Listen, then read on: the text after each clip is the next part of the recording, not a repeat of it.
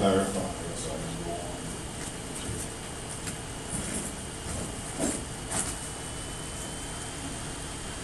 The material. And let's see where I'm at.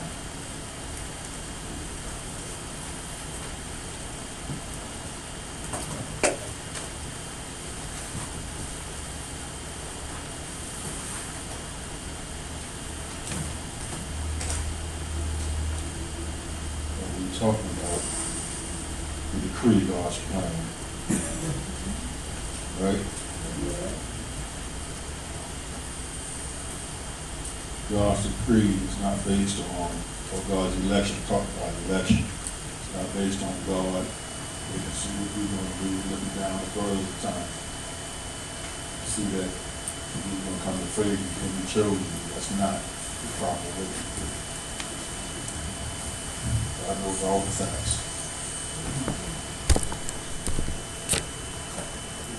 And so,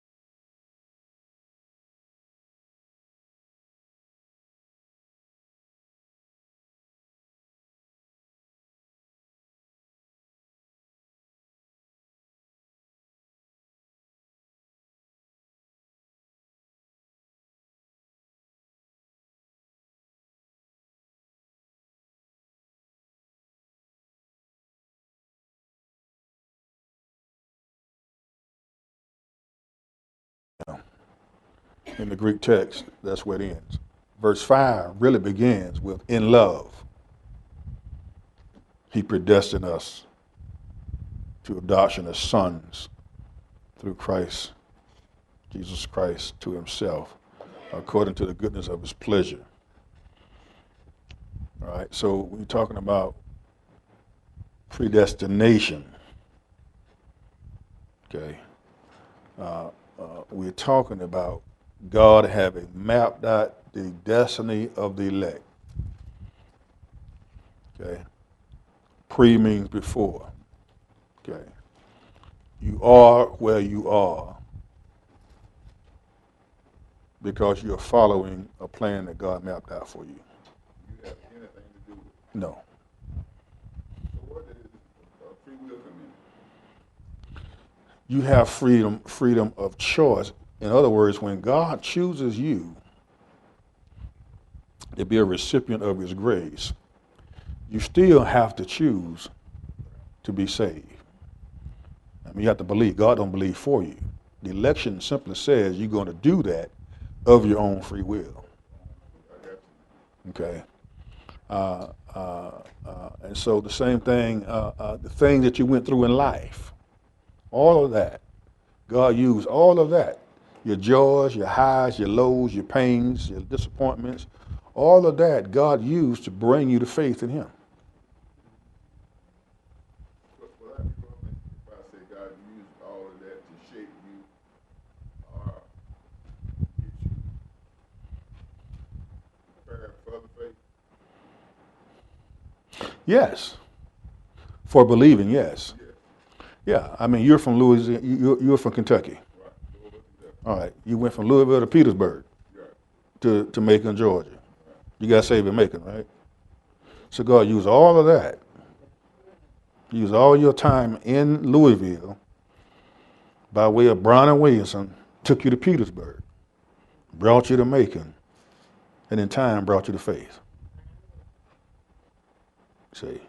And so you went this way, then that way. Right? So all the things that ever happened to you in your life, negatively and positively. God used that to bring you to faith. And Yes. I know you also saying that you wasn't going to die until that comes. Absolutely. You cannot die Until it happens. until you come to faith. Until it actually happens. Yeah, it's going to happen. It's going to happen. Yes. For it not to happen, God would have to cease to be God.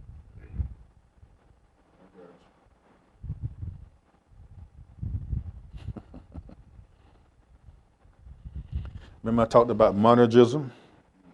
What does that mean?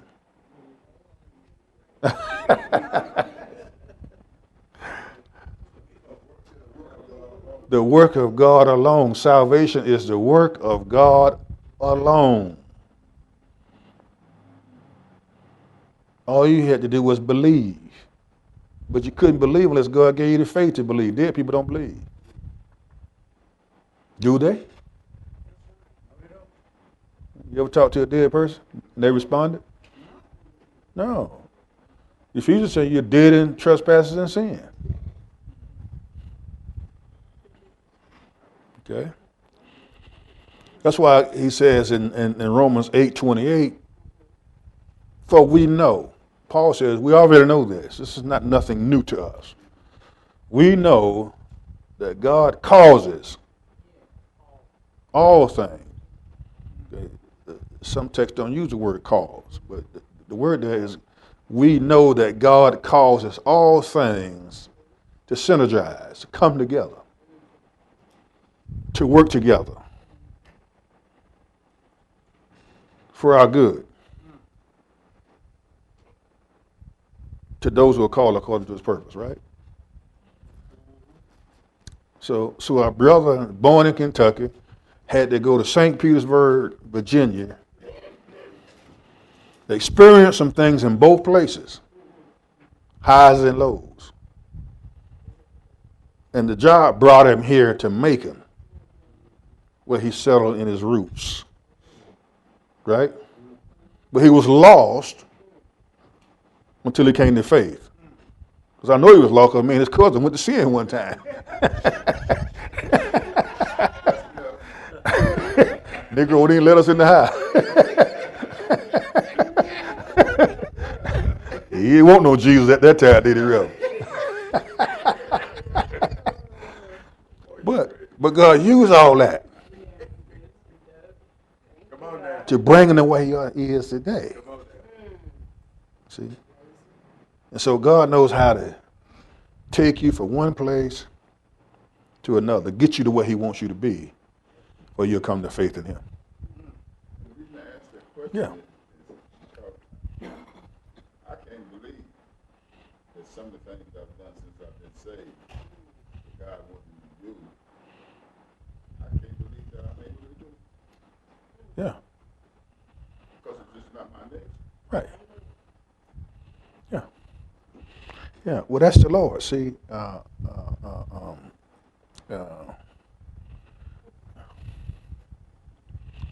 you see, if God didn't have a plan already worked out,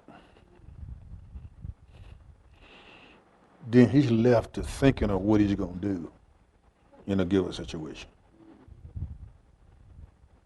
Now, can you imagine having a devil out there running loose, and God got to figure out why he's knocking you down, how he going to help you?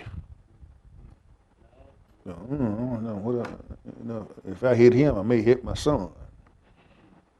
So, no, God got all that worked out. All that's a part of his plan. Everything is working out according to God's sovereign decree, God's sovereign plan.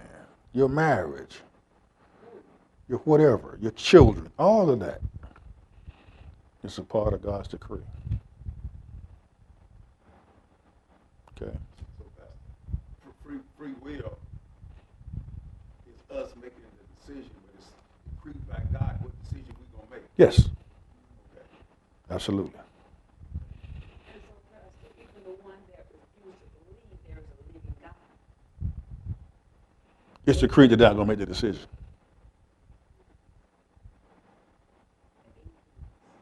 Atheists, church folk. Yeah, yeah, yeah. If Don't believe that. yeah. So basically, what we're saying is that when you look at this world, even the things that are going on in this world right now, didn't take God by surprise. God didn't wake up one morning. God didn't go to bed the night and wake up and say, "Oh my goodness, look what them folk down there doing." Because the text said he neither sleeps nor slumbers. He don't need rest, right? And so, uh, uh, so God already knows how things are going to be, even if they are negative. But at the same time, God also has decreed how He's going to work it out to bring back righteousness to where it all began. Because what started in the garden is going to end in the garden. Revelation 22 talks about a garden. Adam lost it all in the garden, didn't he? That's where we headed, back to the garden. Yes. Well, some churches teach nation, and there are other churches that don't believe. Because some preachers have never been exposed to it.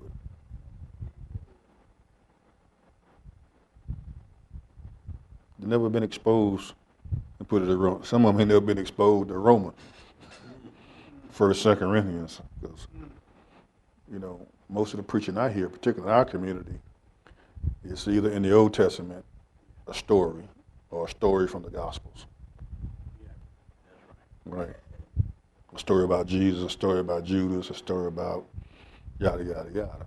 When you get to the epistles, when you get to Romans, you got to explain that verse. You just can't just dally around, because people in the audience saying, what does that mean? Right? And they're going to leave there frustrated when they're saying, okay, he done told me to read this passage. You done read this passage, but now I don't have a clue what this passage is talking about. See, so we talk about election. I had never heard of election. One time election I heard of was going to the poll. Right? But when we talking about God's sovereign choice, and then there are those who don't hold to election because to them it makes God unfair. To choose some and don't choose all.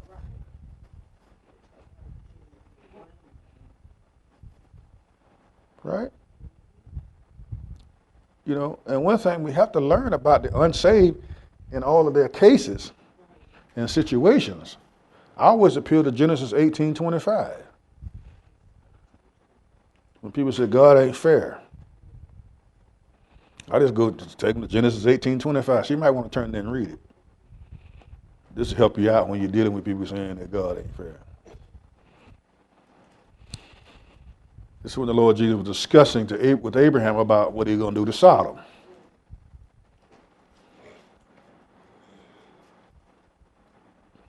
Two angels had gone on to Sodom, and our Lord stayed there with Abraham and telling them about Sodom. Abraham went to bargaining with God, didn't he? If I find 10 righteous in the city, will you spare this city? God, if I find 10 of them, I'll spare the city. Couldn't find it. And so look at verse 25. Look what's the conclusion. Abraham's conclusion. Someone read it. That you fall from the do after this man. To slay the righteous with the wicked, and that the righteous should be added to wicked. And that you fall from you. Shall not the judge of all the earth do right? Shall not the judge of all the earth do what's right? God's going to do what's right in every individual's case. God has information about people you and I don't have. Right? God knows what's going on behind closed doors. Right? You don't know what's going on in my house unless I tell you.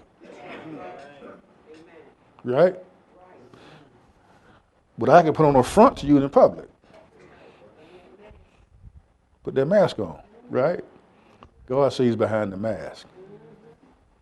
He sees behind the makeup. Okay? And so God's not going to destroy the righteous with the wicked. That's why the judgment of the righteous and the wicked are 1,007 years apart. God would never judge the righteous with the wicked. That's why there's no general resurrection. If there's a general resurrection where the righteous and the wicked get judged at the same time, then God is judging the righteous with the wicked.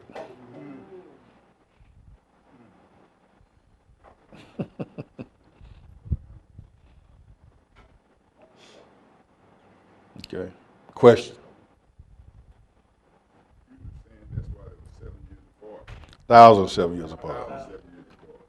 You're talking about that's at the end. Yes. The rapture, Right. righteous go. Right? 7 years of tribulation.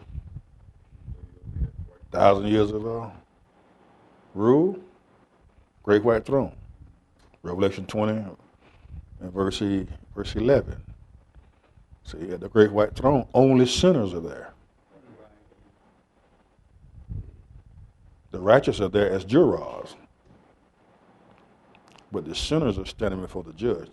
That's their judgment. Determine how hot the lake of fire going to be for them. It's going to be hot for everybody. But, you know, there's degrees of punishment. Yes, sir. You mentioned the thing that the righteous will judge.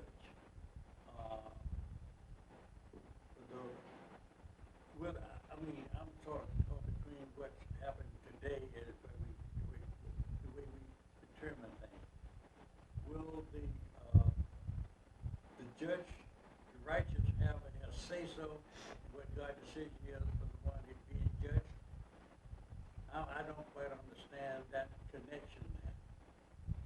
What are you talking about? What judgment are you talking about? Quite through. We're probably pronounced guilty. Even though the righteous were pronounced guilty. Yes, you had the mind of Christ, yes. Right, okay. So it'll be pretty much like our system. Our system of judgment Set here, up yeah, now. yeah, Okay. yeah. That's what I didn't understand. Yeah. Okay. And it might not be. We just might just be there as witnesses. I don't know. Okay. I'm assuming. Text doesn't really tell us. All it tells us is God's going to hold court. Yeah, right. Yes, sir. Yes, ma'am. Pastor, I was reading this decree plan. Okay, it said one God's eternal purpose according to the counsel of his own will, but by his own will has been unconditionally ordained forever. So when the person is praying and they call out, well, I decree this to come to pass. Can a person decree something that God has already preordained? A person can't decree nothing. Because it's already been in that plan. That's a bunch of hogwash. You know, it's like you hear preachers on TV says, "I demand, I call, how they put it? You know, I declare to you that." That's a bunch of baloney. Only God can do that. And they're in trouble if they're saved. They're in some real trouble. Because what they've done, they've taken God's place.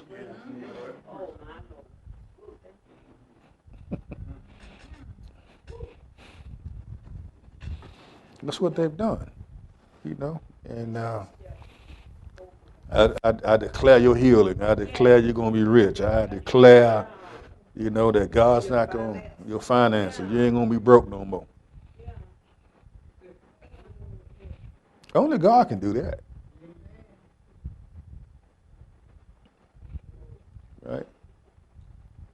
And if they declare it, it's got to come to pass 100% of the time. Yes, yeah, anybody else? Foreknowledge. An active word indicating a loving relationship based on the deliberate judgment of God and the eternal plan, which God sustains with certain individuals, which results and his choice of them for salvation. Foreknowledge only use of persons and not event. Definition, the biblical definition. A loving relationship which God sustains to certain individuals by choosing them. Theological, a prior knowledge of actual things involving a conscious relationship and certainty. Philosophically, a knowledge of a thing before, suppose it happens. Before it happens. All right. Foreknowledge don't always mean knowledge of something before. Okay. Or intellectual knowledge. It can also mean entering into a relationship with before. Okay. It can mean enter into a relationship with. Okay. Amos 3:2 gives you that definition. If you turn to Amos chapter 3 and verse 2, you can see where it doesn't mean simply knowledge. Amos chapter 3, verse 2.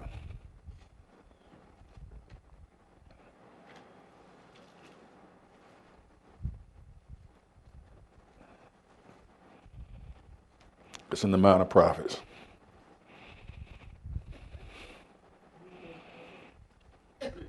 Go to Isaiah, Jeremiah, and keep on back. You see Hosea, Joel, Amos.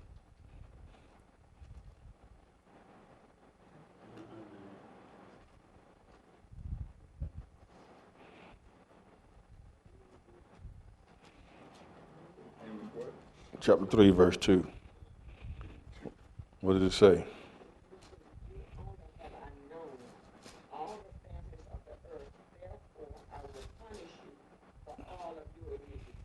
Okay, read it again. Some word that was missing in your reading.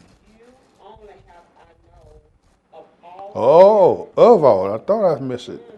Of all, okay. Of all of the families of the earth. Therefore, I will punish you for all of your iniquity. Now, when we look at that verse again, did God not know of another nation other than Israel? He said, of you, of all the nations of the earth I've known. I mean, he didn't know about Philistia. He didn't know about Babylon.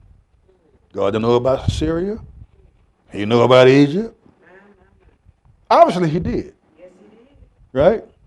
So it can't mean that God is saying, I only know you and don't know nobody else. It's talking about of Israel, of all the nations in the world, you're the one that I have an intimate relationship with. Now, as a result of your disobedience and behavior, I'm going to judge you. Yeah. So they can get back right with him. So it doesn't always mean knowledge before. And sometimes it does. Now, in relation to the plan. God's foreknowledge is based on his plan. Romans 8:28. And God's purpose comes before foreknowledge. Foreknowledge implies what? Certainty. The proper logical order is omniscience, foreknowledge, foreknowledge, election, predestination. Okay. Now what happens is that you have to be careful, and what he's doing here is good and right, but sometimes it can confuse people. What is the logical order of salvation? Okay. What happened first? What happened second? What happened third? Okay. Basically, God just dumped it all on you at one time.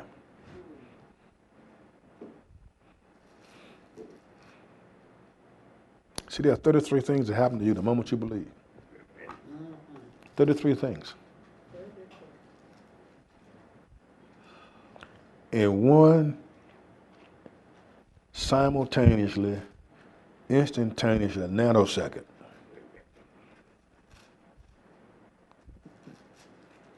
You know, I think of Meadowlark Lemon when he played with the Globetrotters. Remember when they get the bucket and had them run to the audience and somebody think it's water and he just dump out and it just feathers.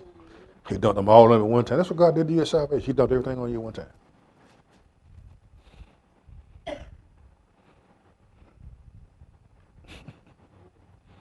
All of it. Okay. Sanctified, justified,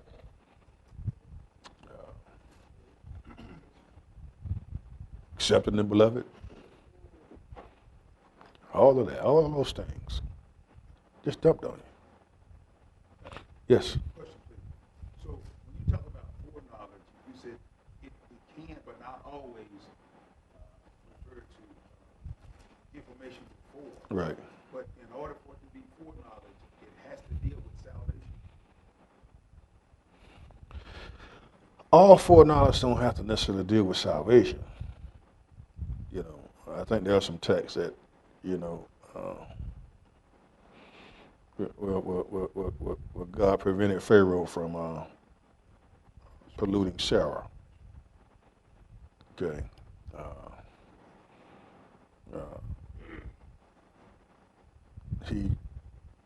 He knew about Sodom and Gomorrah. He knew about all those things. So don't, you know, only in salvation context, it means not simply all the time advanced knowledge. It means enter into a relationship before. Yes, sir. This sounds a little picky, but I'm gonna ask you anyway. We got, it is before and for a compound word or just one distinct? How is it used? Because it's foreknowledge, and then before means, for example, before something happened. But the word for, they use it in terms of foreknowledge.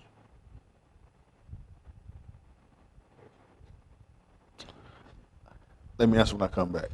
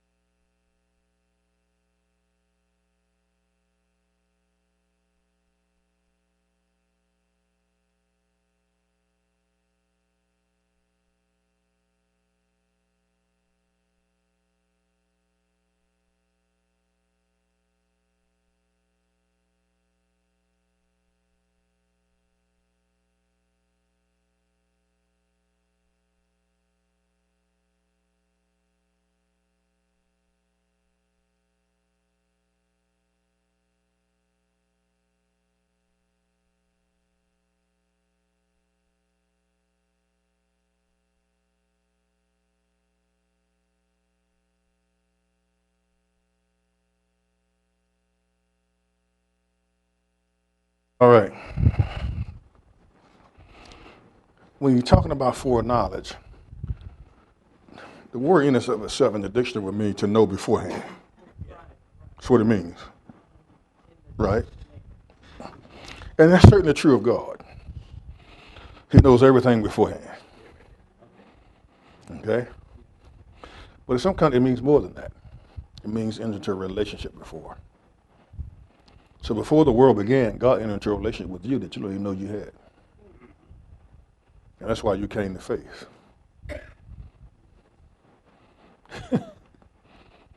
Otherwise, you wouldn't come.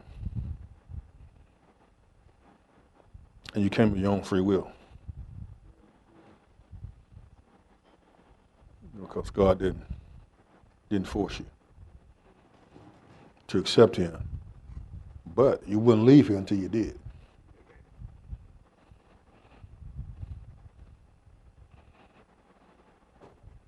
Wow. Question. Yes, sir. some preachers or some denomination won't preach that because they feel like that would cause an individual to live willy-nilly, just any kind of way, just because they secure in the fact that God got my back and ain't nothing I can do about it no how, so I can do what I want to do. And what would you tell the individual whose mindset is that? I would say God has decreed that they're going to whip your butt too when you do that. Just like a family. Right? Yeah. I mean, if you get chastisement on you, it's because God dealing with you as a child of His. That's why He whips us. Right? But when a person truly understands salvation, election, if they truly understand it, then they'll sin less, even though they can never be sinless. For them to live a life of sin, it means tell me they don't really and truly understand salvation. Because if you truly understood it, you appreciate it more.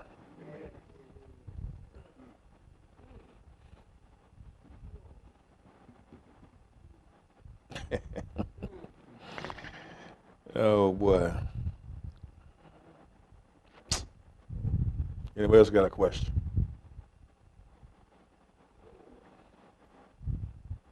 All right, well, let me ask you what you think about the class so far this year. Okay, let's start in an orderly fashion. We start with you, Ben. What I think about the class is simply marvelous. I think in no words can describe it. It's something,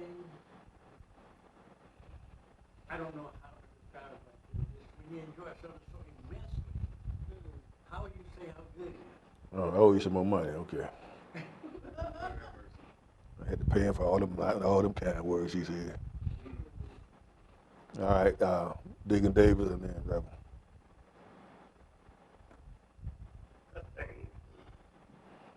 Well, I know that this class took me great for me.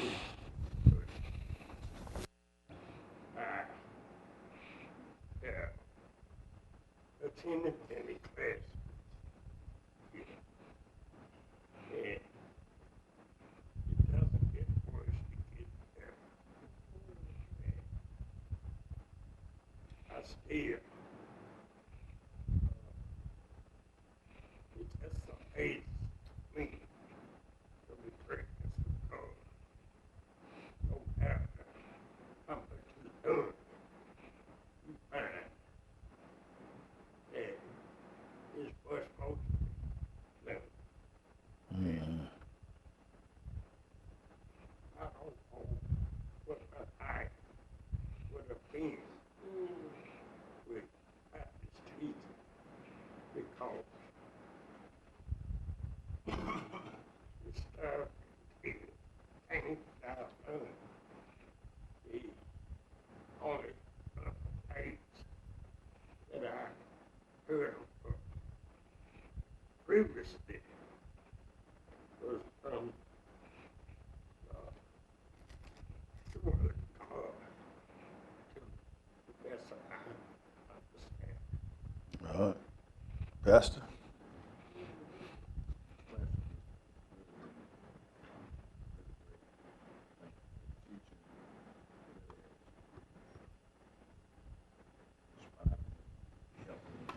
Ministry also, because the same lesson. Good. It's really blessed.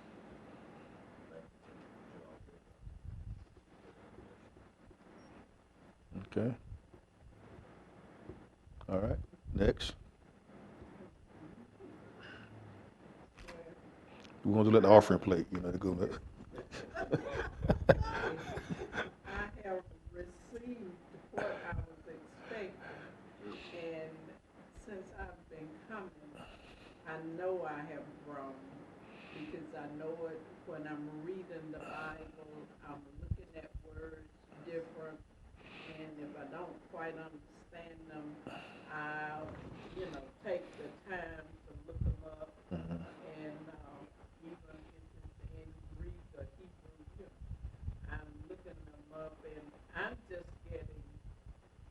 have grown closer to God because of this class.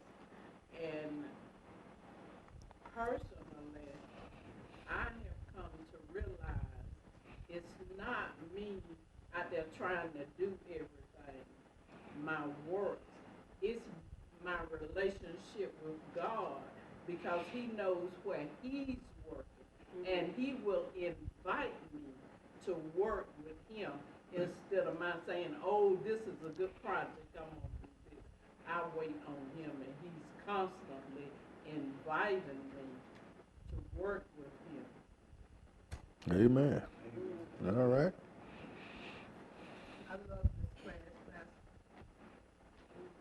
Doing my daily devotion.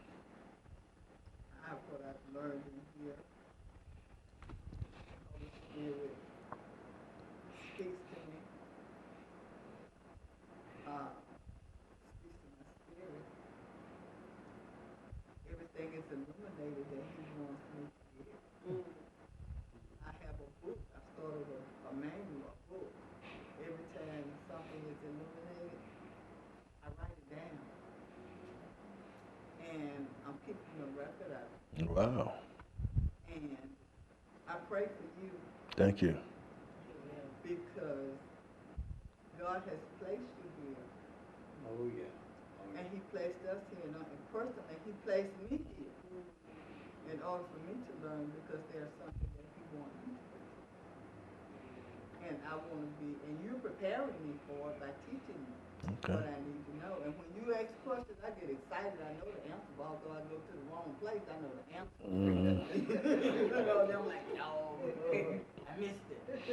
So I've asked the Lord to hold my tongue. Let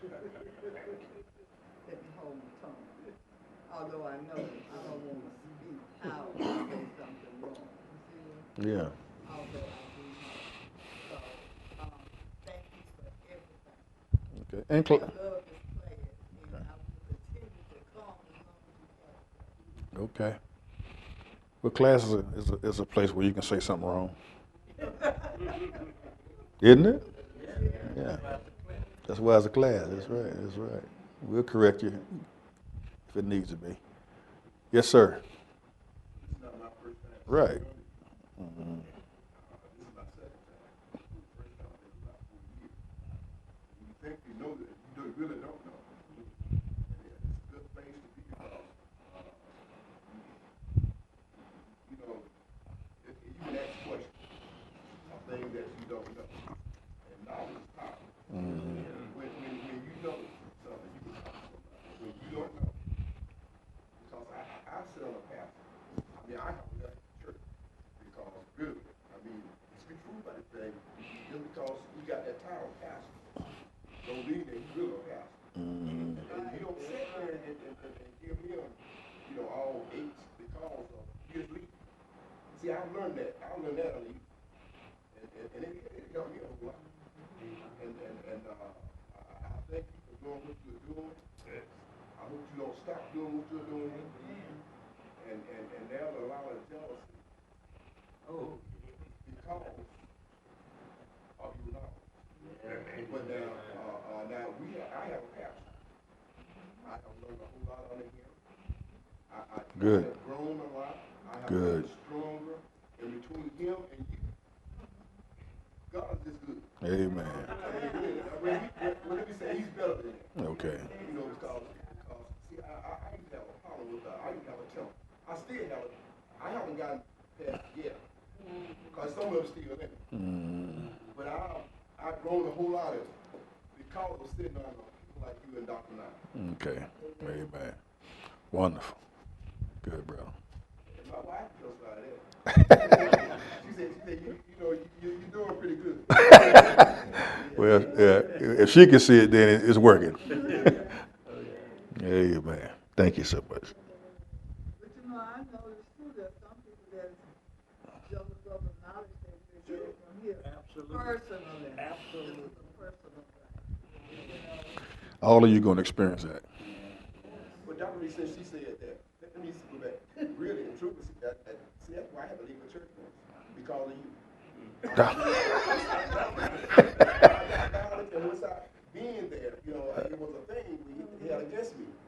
Okay. And I just had to leave. I didn't stay there because I knew what was going on. And everybody else knew what was going on. So I just. Yeah, that's sad, but that's sad, but it's a true experience of most of Crossroads students. Yeah, most of them.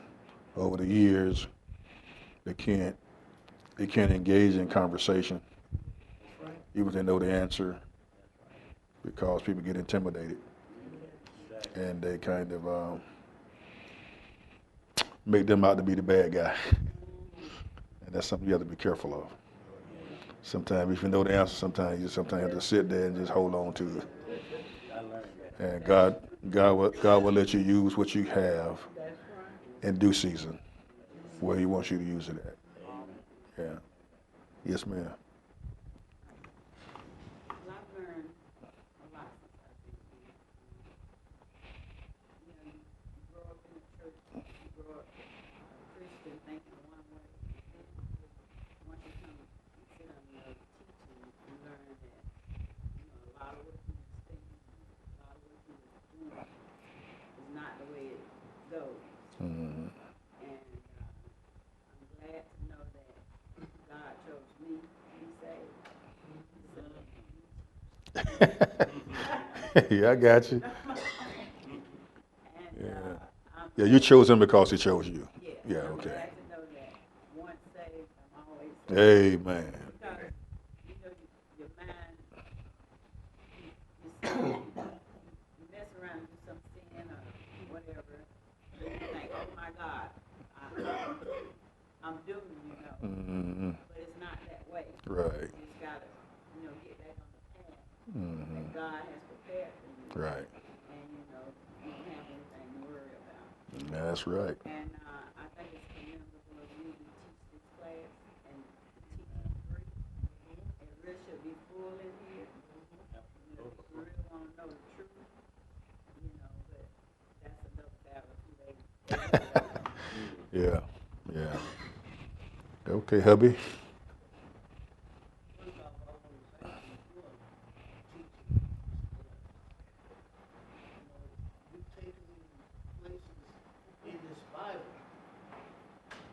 Amber.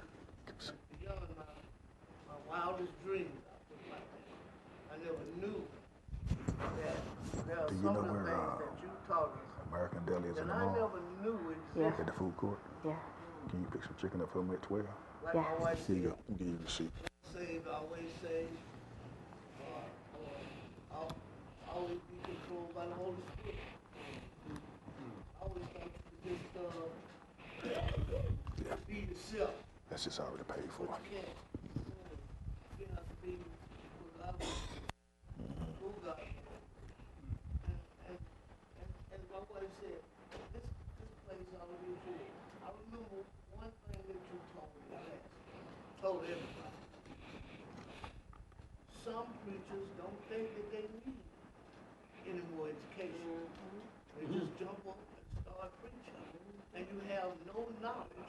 And that's why I feel like our churches are not growing. Because the young people can read now. And they can understand more of what's going on. And like you just said earlier, if you can't explain what that scripture means, then you're losing a person. And by you all being here teaching this class, I have saved thousands of dollars because you teach the class free. And I have an appetite. I don't always speak up in it, but I have an appetite to learn. And you've given me that knowledge and foresight that I need to make decisions in my own walk with Christ. And it's just unbelievable the things that you teach in this class. And then you give us all the materials. And one other thing you said, I judge a man by the library he has, what he reads. And so you've given me books to read. You've given us assignments last May to read, books to read, suggested books to read. It's been an experience that's helped me in preaching. It has helped me so tremendously.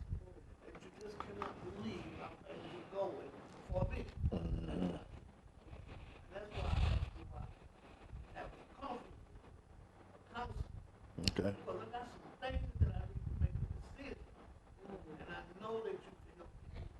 Because you've done it before. Okay. All right. Okay. All right. Brother Rufus, thank you so much.